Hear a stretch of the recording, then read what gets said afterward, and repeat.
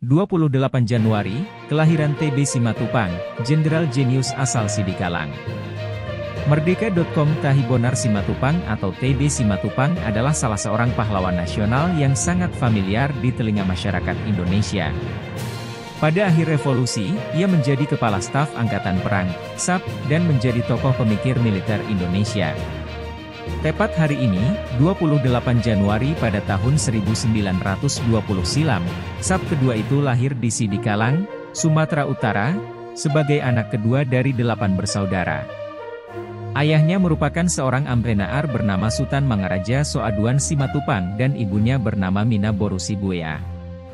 Sepanjang hidupnya, TB Simatupang memberi andil besar bagi bangsa Indonesia, khususnya di dunia militer.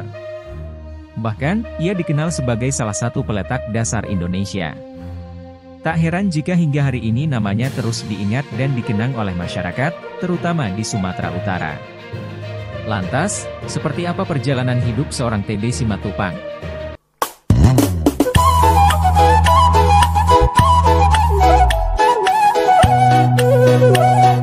Masa kecil TB Simatupang, si jenius dari Sumatera Utara. Bonar, nama kecil Simatupang, menempuh pendidikannya di HIS Pematang Siantar dan lulus pada 1934. Setelah lulus, ia melanjutkan sekolahnya di Mulk Dr. Nomensen di Tarutung pada 2937, lalu ke MS di Salemba, Batavia dan selesai pada 1940. Semasa kecil, Bonar sudah dikenal sebagai siswa yang jenius dan pintar. Bahkan, ia pernah beberapa kali harus berdebat dengan gurunya saat di sekolah. Tidak jarang ia menentang gurunya yang dianggap terlalu merendahkan bangsa Indonesia. Menurut gurunya, penduduk Hindia Belanda tidak akan mungkin bersatu untuk mencapai kemerdekaan karena perbedaan di antara suku-suku. Mendengar pernyataan itu, Bonar menganggap gurunya telah menyebarkan mitos yang tidak benar. Hal ini yang kemudian membuktikan bahwa Bonar sejak kecil sudah memiliki jiwa nasionalisme yang tinggi. Awal karir militer TB Simatupang. Setelah lulus dari AMS Batavia, TB Simatupang memutuskan untuk mengikuti ujian Akademi Militer Kerajaan, KMA. Pada tahun 1942, ia lulus dari KMA dan mendapatkan gelar Taruna Mahkota dengan mahkota perak karena dinilai berprestasi, khususnya di bidang teori.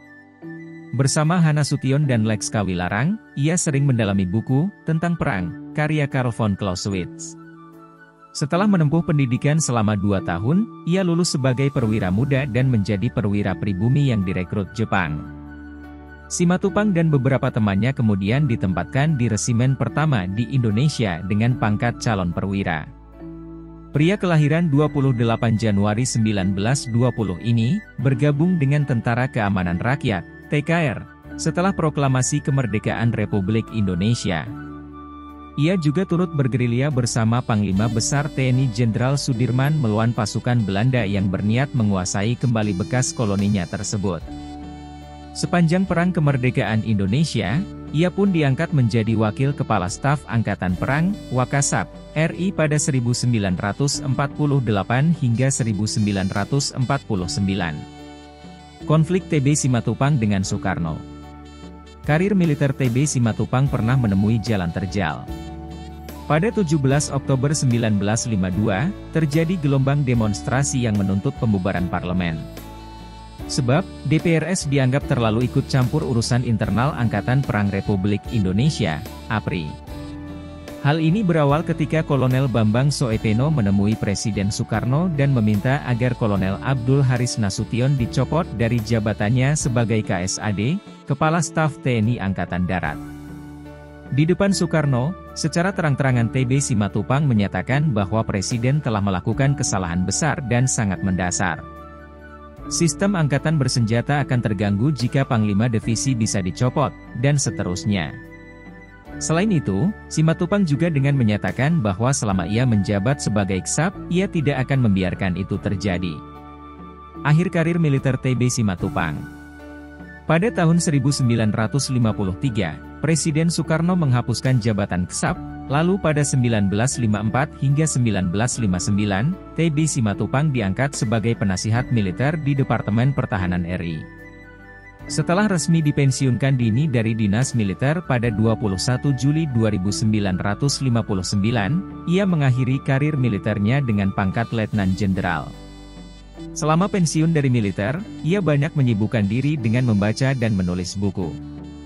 Selain itu, ia juga terjun ke pelayanan gereja dan aktif memberi sumbangsih pemikiran-pemikirannya tentang peranan gereja di dalam masyarakat. Hal ini yang kemudian ia dianggap sebagai salah seorang jenderal yang jenius sekaligus religius. Pada tahun 1990, TB Simatupang wafat dan dimakamkan di Taman Makam Pahlawan Kalibata. Sepanjang hidupnya, ia telah memberi sumbangsih besar bagi bangsa Indonesia. Atas jasa-jasa tersebut, pada tahun 2013, Presiden SBY memberikan gelar Pahlawan Nasional kepada TB Simatupang. Sumber, merdeka.com.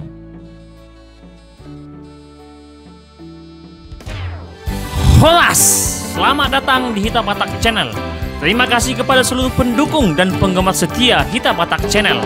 Dokonon masongon na niro ni na tua-tua. Pauk-pauk kudali ma pago-pago taruli. Na tading taulahi na sega tapauli. Jadi molati madihamu na ni haholongan. Damang dohot dainang. Iboto dohot hahanggi. Dong man subscribe channelon. Mula dong pinahurang pamasipatoraya mahita. Asa anggiat lam tumajuna bang sumatakon. Selamat menonton.